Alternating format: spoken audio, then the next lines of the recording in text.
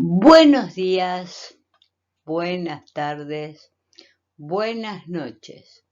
Hoy veremos las 4 verdades nobles sobre el budismo.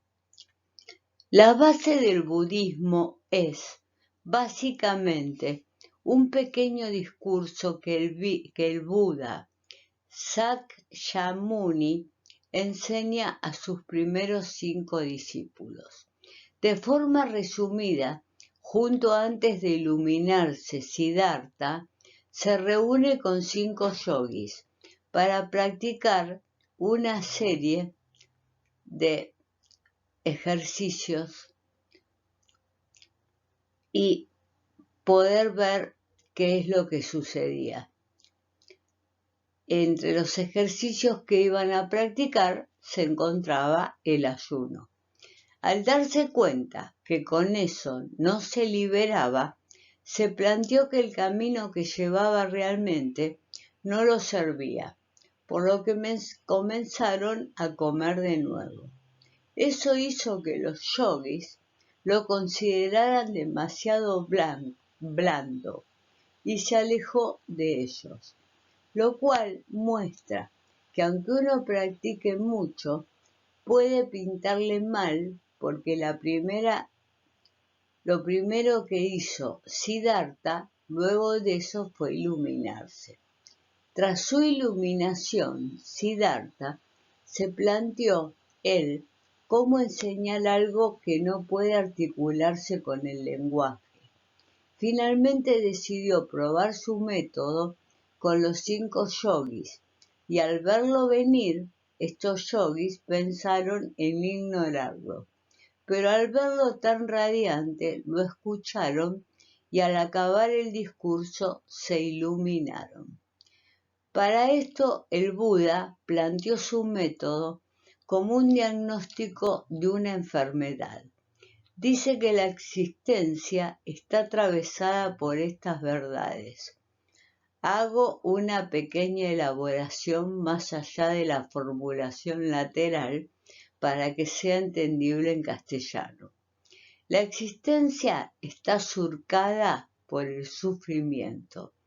El sufrimiento surge por el apego. Existe un fin del sufrimiento.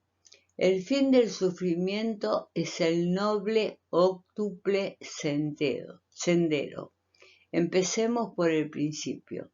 Buda sostiene que el sufrimiento subyace toda nuestra existencia, pues ser claro cuando nos duele una muela o sutil cuando no nos damos cuenta que nos dejó de doler. Pero siempre el sufrimiento es una constante, aunque cuando sea que nos deje de doler, pero siempre será como referencia al famoso que no se corte. Implica el sufrimiento de saber que inevitablemente se va a cortar. Todo sufrimiento sigue para el Buda a un apego. Se busca que una situación o se aleja o se mantenga estática. Las parejas que buscan que el amor del primer encuentro se mantenga están condenadas al fracaso. El amor en cualquier caso mutua y crece, pero es imposible pensar en el otro de la misma forma que uno lo hizo cuando lo conoció. Esa incertidumbre no es mejor o peor, pero el apego a la incertidumbre puede hacer que uno sufra. Lo bueno para el Buda es como hay una forma de eliminar este sufrimiento surgido del deseo, una serie de prácticas morales, éticas e intelectuales que llamó al octuple noble sendero, y frente a ellas bajo su camino que veremos prontamente. Pero lo importante es entender que este diagnóstico no es algo estático, tampoco una de las marcas de la existencia, es la impermanencia, por la que tenemos que intentar reconocer estas verdades, siempre.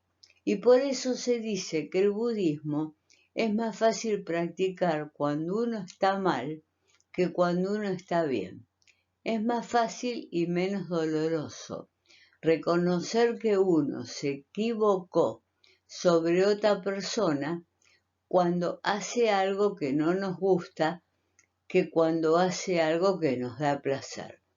O pensar que ese placer es necesariamente efímero. Al hacer esto, podremos ver en nuestra mente la angustia que genera ese conocimiento. Angustia que de a poco debemos volver consciente y trabajar. Así dicho suena que el budismo es peor que chupar un clavo, pero en realidad en cuanto uno aprende a relajarse y dejar que la angustia fluya, es mucho, mucho más fácil encarar el día a día. O por lo menos uno no se angustia más por estar angustiado. Y por lo menos por mi parte se lo dejo al gran médico. Bueno, espero les haya agradado, se suscriban, me den like, lo compartan y nos vemos en la próxima. Muchas gracias.